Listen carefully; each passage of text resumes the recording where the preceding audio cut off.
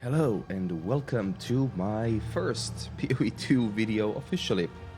So in this one, we're going to talk about PoE 2 tips and tricks for beginners. I am sorry if my voice sounds bad.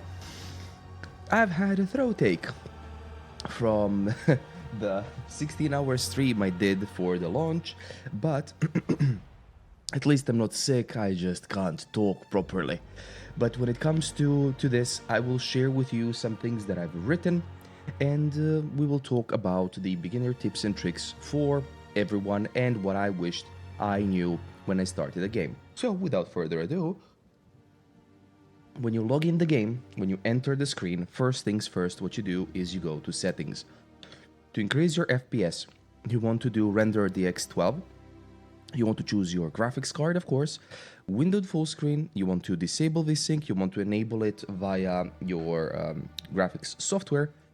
Dynamic resolution you can remove if you have a decent PC. If you don't, you can add it and then it will add like max image quality in another bar for you to do. You want to do upscale. So upscale basically improves the image quality when it upscales, but it makes the image smaller and then it upscales it higher, but it sacrifices frame rates from the edges of the screen, basically. So everything that you have in your center is going to be focused, but some things out of focus will be on the side. It is very, very slightly noticeable if you pay attention, but while you're playing the game, it's not. And you are going to increase your frame rate like mad. So if you're using AMD, you want to use FSR. If you're using NVIDIA, you want to use NVIDIA DLSS. And if you use Intel, you want to use Intel's XeSS. And you want to do quality or balanced if you want even more performance, if you have a lower end graphics card. Sharpness, I recommend 75 or higher. Everything else, I have everything on low, just because it's early access, and that basically helps. Now, when it comes to the input, you want to either use WSD or mouse and keyboard. WSD is a new thing that PoE 2 has, and honestly, I think it's amazing. But keep in mind, you can rebind all the things, and at the end, create a portal button, rebind that one. It's important. Notifications are the same, sounds are the same. When it comes to the game is basically the same if you have a filter, but those are coming soon. You can auto-equip. Please do not disable tutorials, they're very, very good. Enable gem cutting restrictions and equipping restrictions, because that's going to help you use what you have and what is best for you, for the beginner, than anything else. In interface, you can just enable, disable, whatever you'd like, however you would like it as well, and that's basically it. Now, when we enter the game, we are going to be greeted with a login screen, whatever, view your character, click play, and we get into town. Path of Exile 2 is not the same as Path of Exile 1. Keep that in mind. For PoE 2, I like to spin like a ballerina I am. In PoE 2, vendors are a huge deal. So vendors refresh every level, so whenever you level, go to town and check your vendor to buy and sell items. There are two vendors, one that sells flasks, charms, and like other commodities, right, like scrolls of wisdom, and there are vendors for regular items that you can buy. See this? You can buy a rare item for 7k gold as an example. I'm in Act 3, so your mileage may vary. You can buy items with runes and things, so always check your vendors. If something looks good, buy it and then upgrade it. PoE 2's crafting system is a system of upgrades, not the crafting like PoE 1. So every currency you get is an upgrade. There's also a third vendor, which is always going to have a gamble for something. So let's say I want to buy a bow for 2.6k gold, click, and then that's the bow that I got. So keep that in mind. Next thing, when it comes to currency, whenever you have an item that's like magic, which is blue, or rare, which is yellow, you want to disenchant it. Why? Because you get transmutation shards. 10 of these, you get transorb,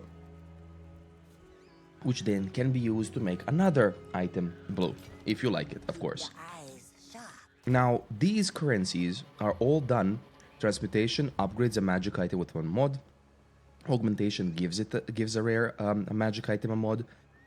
Regal Orb upgrades to a rare, adding one mod. Orb of Alchemy upgrades a normal item to rare with 4 mods. And Exalted Orbs, which augment an item with a random modifier.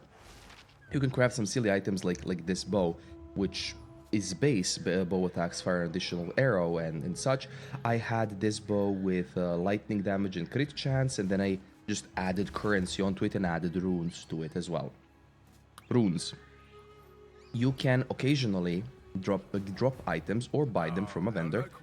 The items that have these rune slots. You can buy them from the vendor as well, of course, this is for the sake of showing.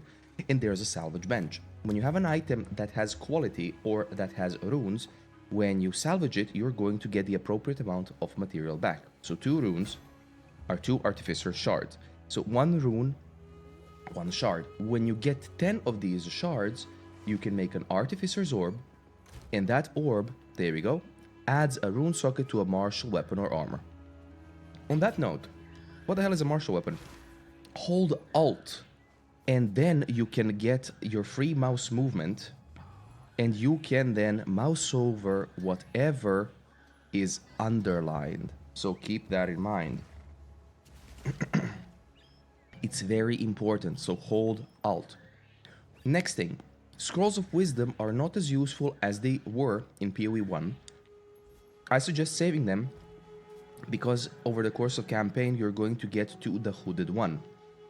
Hooded One is an NPC that can identify all items in your inventory by either control clicking or clicking him and then identify. So he identifies all the items in your inventory, and portals are free. So go to a map, get items, portal in, identify, and do the such. I don't like how it's done with multiple vendors and everything, but it is what it is. In Hideout is going to be way easier once we reach maps, of course. He also has refund passives. And when you do passives, keep in mind the travel nodes are now +5. You can respec the travel nodes themselves. You do not need to unspec the points in order to respec the points. So if you don't want this dexterity, you can change it to intelligence. And it tells you how much you're going to spend, how much gold, and how much you will have left after spending. So you can do that one too. Next one. Oh, do not disable tutorials. Very important. Why? Because tutorials are going to explain to you that when you use gems, we have skill gems, we have support gems. When you use a skill gem, when you click a gem, there is also burst arrow explodes to cover enemies in poison. You can only there's also a video explanation. So that's very, very important. Now, when you use a gem, if depending on the level, this one is 9, depending on the level, it unlocks the certain abilities that you can. At the beginning, you're going to get only level 1, of course. Mix and match gems. That's very good to do, as different gems and different things can bounce over each other. If you don't want to use the, as an example, I'm using bow, you can use spear, dagger, quarterstaff, occult, and such. Well, the ones that are there, because these are not. So you can mix and match between those. However, you do require a weapon type to have it in order to mix and match. As an example, bow and crossbow are a very good option, because you can use like grenades and such, and you can detonate them. Now, when it comes to support gems are done in a great way with this recommended button, which I strongly advise you to use, as this shows a few of the good gems for the skill that you're using, for the basic skill, for the other skills and such. If you want to mix and match a little bit more, you uncheck this, and then you have here number 1, number 2, number 3, and such. So you cannot take a skill gem that's level 1, support gem that's level 1, and then make a support gem that's level 2. So read through them, it helps. As an example, if I go to the area here, I'm going just to show one thing, and if I use my, was a Stormcaller arrow? A lightning rod, pardon. I have my lightning rod that fires multiple rods in the ground. Why? Because it has scatter shot, which gives me 2 additional projectiles. And I have lightning arrow, which has chain, that then I can use to bounce off enemies. So if I do my lightning rod, if you find some enemies, there we go. I use my lightning rod, and I use my this, and then they all explode, right? See that? So use these, mix and match, and of course, you can dodge roll out of the way, which is very important. Pressing a button, you can go back to the camp and do the things otherwise. Now, I strongly suggest using as many support gems to mix and match. Why? Because you cannot make duplicate gems unless you're playing a specific ascendancy, which is Gemling Legionnaire. That's it. And whatever gem you are not using and whatnot, just sort them in your stash and keep them there. That's basically it for gems. I'm sorry again. Now, what didn't I mention? That's charms. Charms are a great addition that are now instead of utility flasks. And these charms allow you to automatically use a buff or a CC break in order to get out of a jail free card. As an example for me, the charms for cannot be stunned, this one is bis because everything else you can dodge. However, if something hits you with a strong enough physical force, it will stun you. So this charm actually helps insanely well in order to protect myself from other things. So use the charms. There are, of course, different charms. You have fire resistance when you take fire damage, cold resistance when you take cold damage and such. There's that. And the final thing I forgot to mention, which I would really like people mentioning, are runes. Runes give decent buffs, whether they're used on weapon or an armor. On weapon, they give mostly damage buffs, which is like Leech, Fizz's Life, Fizz damage, elemental damage. I have here runes for lightning damage and such. However, on armor, it's mostly defensive things, like more life and such. The problem with runes is very simple. If you slot a rune, it cannot be removed. That's it. That's the problem with runes. Please pay attention to what runes you're doing, what build you're doing. I'm doing lightning. I want lightning on my weapon. If you're doing cold, you want cold on your weapon and such. And the one thing that I would strongly recommend is, once again, just to repeat, buy items from a vendor. Do not expect them to drop from the world.